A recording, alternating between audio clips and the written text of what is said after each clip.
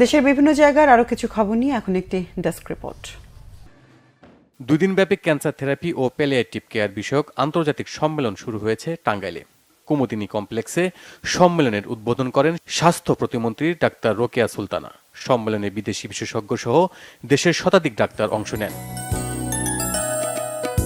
গাইবান্ধা শহরে বঙ্গবন্ধুর প্রতিকৃতিতে শ্রদ্ধা জানিয়েছেন উপজেলা পরিষদ নির্বাচনে নবনির্বাচিত চেয়ারম্যান আমিনুর জামান রিঙ্কু।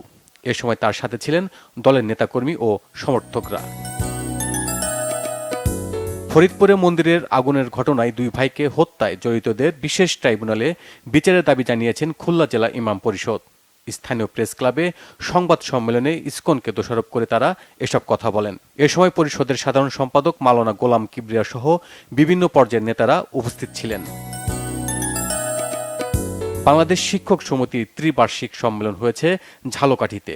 কাঠাইলে উপজেলা পরিষদ মিলনায়তনে অনুষ্ঠানে বক্তব্য রাখেন প্রধান অতিথি বরিশাল আঞ্চলিক কমিটির উপদেষ্টা অধ্যক্ষ ফরিদুল আলম জাহাঙ্গীর।